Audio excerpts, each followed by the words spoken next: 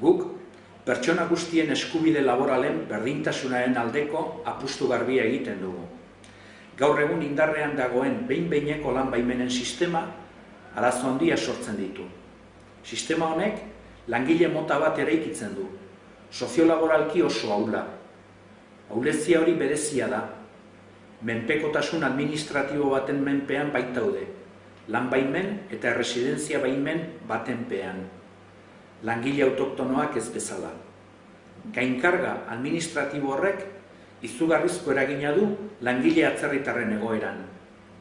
Praktikan, langile etorkinak lan baimen permanentea lortu arte ez dira beste langileekin eskubide laboraletan berdintzen.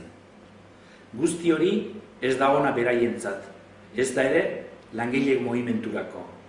Langile talde bat bere atzerritartasunagatik diskriminatzeak ez die onurarik ekarriko beste langilei. Guztiontzat da kaltegarria.